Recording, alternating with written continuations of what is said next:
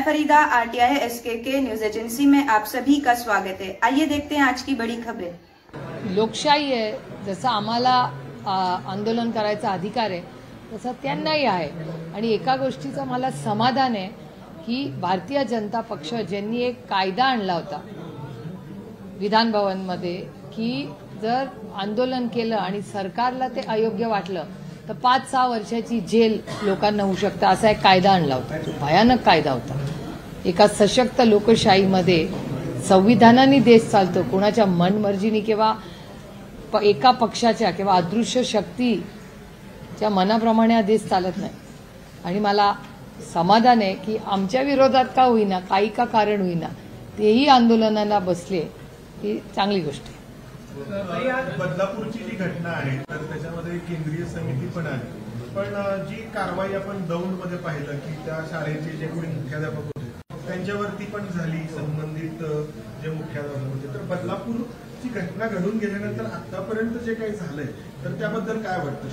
शाळेचे मुख्याध्यापक असतील, पोलीस अधिकारी असतील, ज्यांनी त्यावेळी त्याची दखल घेणं गरजेचं होतं। त्याला जोडूनच अजून पोक्सोमध्ये तशा पद्धतीची तरतूद आहे, ज्यांना ती माहिती कळते बाल लैंगिक अत्याचाराची, त्यांनी जर त्याची माहिती किंवा त्या संदर्भात गुन्हा नोंदवला नाही तर उलटा त्यांच्यावरही गुन्हा दाखल होतो त्याच गुन्ह्यामध्ये। बरोबर आहे, तसं ह्या केसमध्ये झालं नाही। तुम्ही म्हणजे मी दौंडचं तुम्हाला पहिलं उदाहरण देईन, कारण का माझ्या स्वतःच्या लोकसभा मतदारसंघात होतं।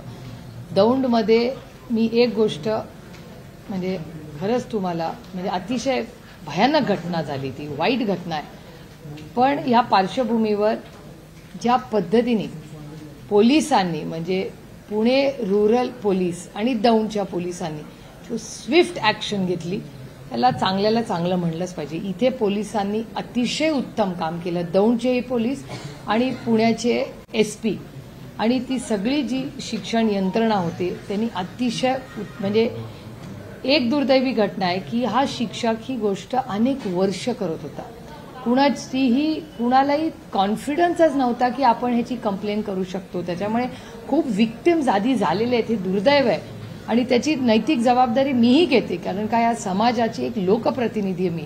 आम्ही कदाचित कुठे कमी पडलो असो की लोकांमध्ये कॉन्फिडन्स आणण्यामध्ये की एखादी अशी चुकीची घटना घडली तर घटना घडल्या त्या व्यक्तीला वाटलं पाहिजे की अरे हे काहीतरी चुकीचं होतंय, मी बोललं पाहिजे। समाजात साधारणपणे आपण सगळे लाजतो अशा गोष्टी की नको बाबा जाऊ दे, विषय संपवून टाका, आणि हेच दौंडमध्ये झालं। या शिक्षकांनी अनेक वेळा अशा कंप्लेंट जेव्हा आल्या त्या आपापसात चर्चा झाली आणि सांगण्यात आलं नको आपापसात मिटवूया, आपापसात मिटवूया, आपापसात मिटवण्यातच इतकी वर्ष गेली। पण त्या पालकांचं खरंच आपण कौतुक केलं पाहिजे की त्यांनी हिंमत दाखवली, ते आले बाहेर, कंप्लेंट केली आणि पोलीस यंत्रणेने जे अतिशय उत्तम काम केलं असं जेव्हा पोलीस करेल आणि त्याला फास्ट ट्रॅक कोर्टमधून शिक्षा होईल तेव्हा एक समाजात मेसेज जाईल की अशा गोष्टी याचा निषेध आपण केला पाहिजे।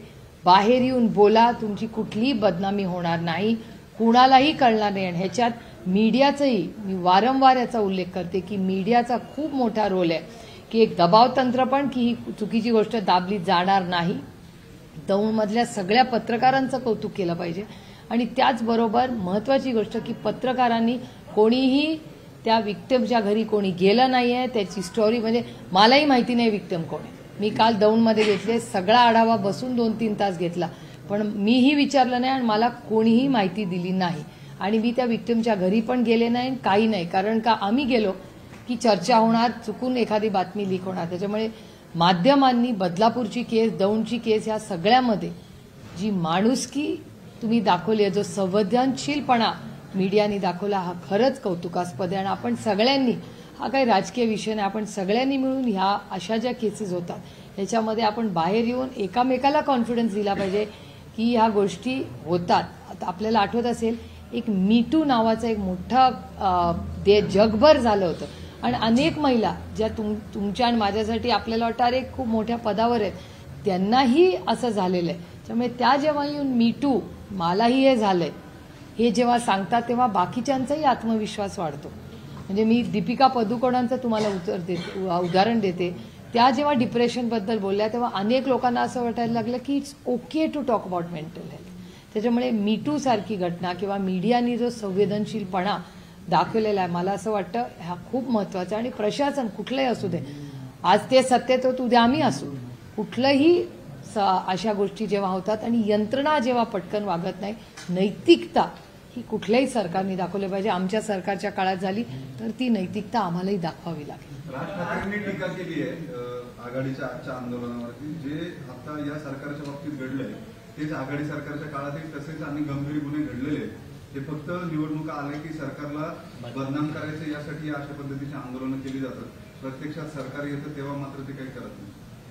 शक्ती कायदा आम्हीच आणला होता, कदाचित त्यांना माहिती नसेल, पण शक्ती कायदा हा आम्ही महाराष्ट्रात आमचं सरकार असताना आणला होता. आणि मला आश्चर्य वाटतंय, मला नेहमी वाटायचं की राज ठाकरे फार संवेदनशील नेते आहेत, त्याच्यामुळे अशा बाबतीमध्ये अशा वेळीच मला असं वाटतं की ह्या गोष्टीची समाजात चर्चा झालीच पाहिजे, त्याचा निषेध झाला पाहिजे.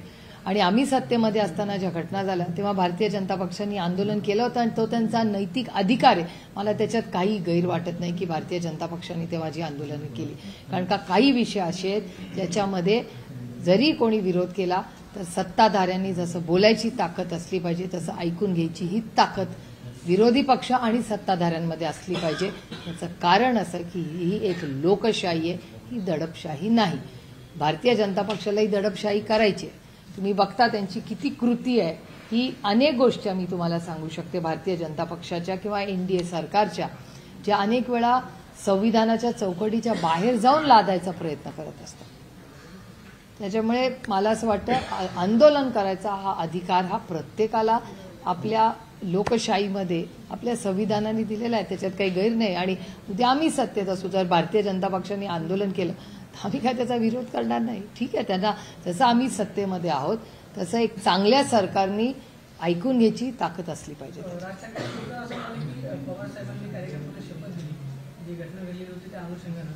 शब्द कसल्यात देत आहे राज्यामध्ये जो जातीपातीच्या राजकारणाचा चिखल झालेला आहे तो शरद पवारांमुळे झालाय आणि राष्ट्रवादी काँग्रेसच्या स्थापनेनंतर राज्यामधलं जे जातीपातीचं राजकारण जे आहे ते मोठ्या प्रमाणावरती वाढलं. हे 25 वर्ष तेच ऐकते मी, 25 वर्ष तेच ऐकते.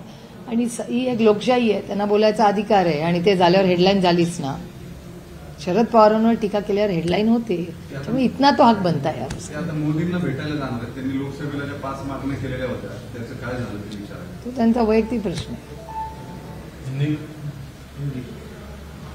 आपका आंदोलन होने के बाद झालं मराठी सगळं. नाही, तानाजी सावंतांचे पुतणे आज पवार साहेबांना भेटायला आले होते. त्यांनी पंढरपूर मंगळवेढ्याची जागा क्लेम केली आहे, तर त्यावर काय नेमकं झालंय ते माहिती आहे? नाही, मला ह्याची काय माहिती नाही बाबा. बरेच लोक आदरणीय पवार साहेबांना भेटायला येत असतात, त्यामुळे प्रत्येक गोष्टीमध्ये काही राजकारण वगैरे बघणं मला काही वाटत नाही. अनेक वेळा लोक भेटायला येत असतात. समर्जित गाडगे आणि हर्षवर्धन पाटलांबद्दल पण बोललं जाते. तुम्ही पण परवा इंदापूरमध्ये म्हटले की मी भेटते कारण माझे त्यांचे संबंध आहेत. नाही, समर्जित गाडगे आणि हर्षवर्धन पाटील या दोन्ही कुटुंबांचे माझे अनेक दशकाचे संबंध आहेत. म्हणजे समर्जित गाडगेंना मी किती वर्ष ओळखते आणि हर्षवर्धन भाऊंचे तर आमचे 5 दशकाचे कौटुंबिक संबंध आहेत. पण कौटुंबिक संबंध पाळण्याची जबाबदारी दोन्ही बाजूनी असते आणि ते भाऊंनीही पाळले. जरी भाऊ एका वेगळ्या विचाराच्या पक्षात आज काम करत असले तरी हर्षवर्धन भाऊच्या सगळ्या कुटुंबाचे आणि आमचे संबंध दोन्ही बाजूनी जपले गेलेले आहेत. आणि समर्जित गाडगेंची तीच केस आहे. पण समर्जित गाडगेंवर जो अन्याय झाला आणि ज्या पद्धतीने, म्हणजे मलाही आश्चर्य वाटलं ते स्टेटमेंट वर्तमानपत्रात वाचलं, मी काय ऐकलेलं नाही कुठल्या चॅनलवर, पण आज वर्तमानपत्रात बातमी अशी आली आहे की भारतीय जनता पक्षाचे अध्यक्ष महाराष्ट्राचे असं म्हणाले. असं मीडिया रिपोर्टिंग आहे, माझं म्हणणं नाही. तर त्यांना विचारलं तर मी मीडियामधलं वाचून बोलते.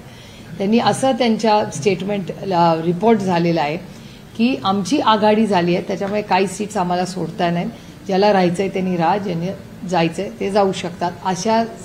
असं स्टेटमेंट भारतीय जनता पक्षाच्या अध्यक्षांनी केलं, असं मीडियामध्ये रिपोर्ट झालं.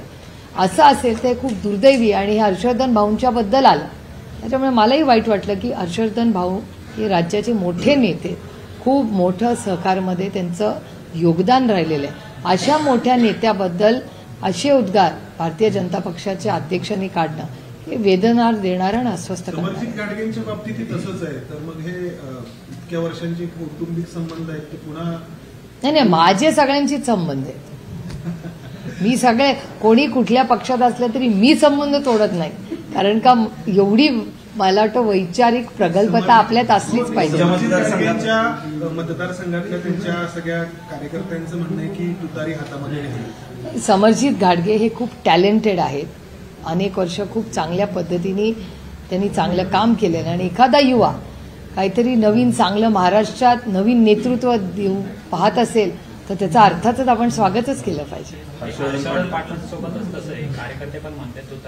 माझ्या कानावर काय आलेलं नाही. मी कालच इंदापूरला होते. असं माझ्या काही कानावर आलेलं नाही.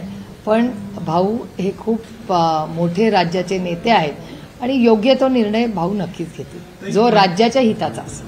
मधल्या याच्यामध्ये एसटी मधला एक विषय आहे, तुम्ही ट्विट पण केलं होतं त्याबद्दल की जी अनुदानाची योजना आहे ज्येष्ठ नागरिकांसाठी तर त्याचे पैसे एसटी महामंडळाने घेतलेले आहेत आणि त्याच्यामध्ये काही गैरप्रकार आढळलेले आहेत. मी तो चॅनलवरच ती बातमी पाहिली. खरं तर फार म्हणजे अस्वस्थ करणारी बातमी होती की असे रॅकेट कसं काय चाललंय.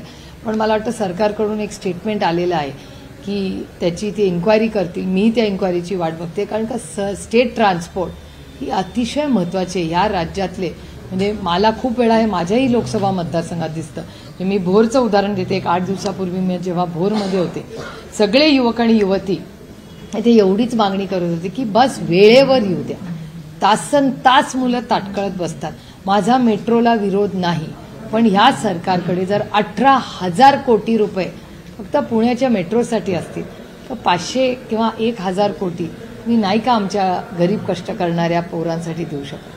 एसटी महामंडळासाठी का नाही एक पॅकेज देत हे सरकार. मी किती वर्ष मागणी करते. दादा म्हणतात बारामती लढवण्याची काही इच्छा नाही.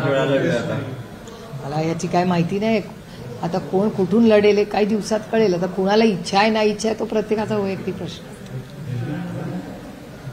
आपका आंदोलन होने के बाद भाजपा के जो नेता है उन्होंने भी आंदोलन किया. उनका कहना है कि जब वेस्ट बंगाल की बात आती है तो आपका स्टैंड अलग रहता है. आप तब बैकफुट पे चली जाती हो और जब बदलापुर का इशू आता है तब आप एग्रेसिव हो जाती हो. तो आपके कॉन्ट्रडिक्टरी स्टैंड जैसा उनका कहना है. देखिए ये एक सशक्त लोकतंत्र है. उनको बोलने का अधिकार है.